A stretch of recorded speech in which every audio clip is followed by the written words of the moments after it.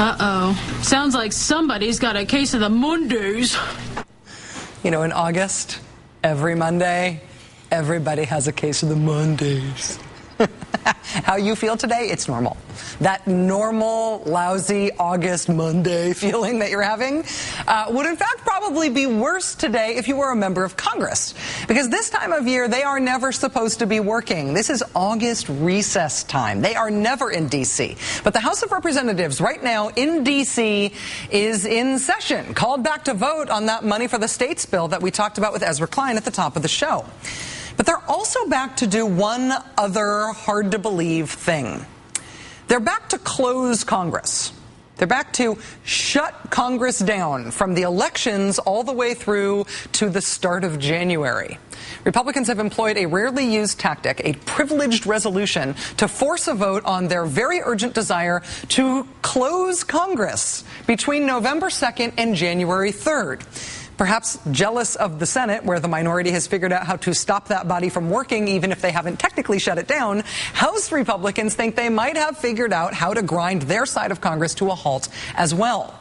If Congress meets after an election, but before the people elected get sworn in, it's called a lame duck session. Republicans are trying to raise fears that a lame duck session of Congress this year would be some kind of liberal conspiracy, a liberal conspiracy that must be stopped. Only Democrats would ever want Congress to meet and do stuff after an election.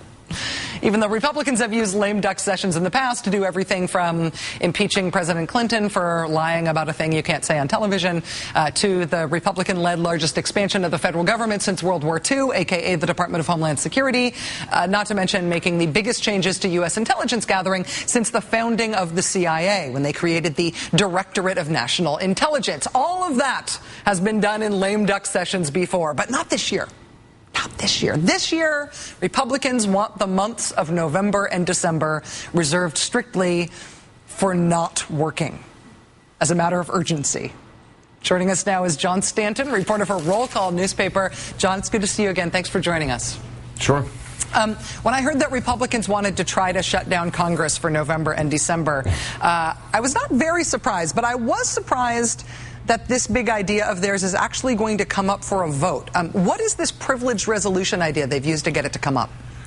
Well, it's one of the few ways that the minority party in the House has to sort of make their voice heard, I guess, on the House floor. Although, ironically, they're not actually going to be voting on the resolution. It doesn't look like they're going to actually vote on a vote as to whether or not they should vote on the resolution, which is pretty classic Congress, frankly.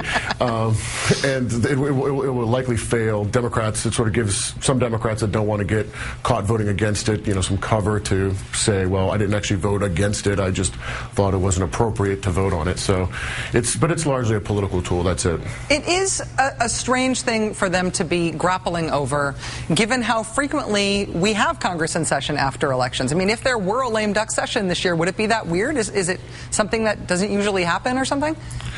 I mean, before sort of actually the Clinton impeachment, it was fairly rare. It would happen every once in a while, mostly to do spending bills. But starting in sort of 1994, when the Republican Revolution happened and the partisanship in the House and Senate got pretty bad, they started to become more common. Ironically, sort of the first of a string of them was, in fact, the impeachment. And there's, I believe, every year since they've had some sort of a lame duck session, most of the time going until pretty much Christmas. Well, what is the very, very, very scary liberal conspiracy thing that there is likely to get passed during this year's lame duck session? I mean, Republicans have been really trying to get their base very scared about what might happen this year. Well, the thing that they throw out there is the climate change bill, obviously, but that has no chance of passing. In the Senate, they don't have the votes for it now. They didn't have, frankly, the votes last year to do it. And with the sort of new dynamics, there's just no way. The one thing that I think could pass, which some Republicans probably think is scary, is repeal of Don't Ask, Don't Tell. That'll be part of the defense authorization bill, and it's sort of a weird vote for Republicans, frankly, because they always vote for the defense authorization bill because they like to be strong on defense. But in this case, with the Don't Ask, Don't Tell repeal in it, some of them really don't want to have to deal with it. So the prospect of voting against all the funding for the Pentagon just because you don't want people who have the gay to be in the military is sort of awkward for them. Exactly. Yeah. Gotcha. Very much. John Stanton, reporter for Roll Call newspaper. Thanks for helping us understand this tonight, John. Appreciate it. No problem.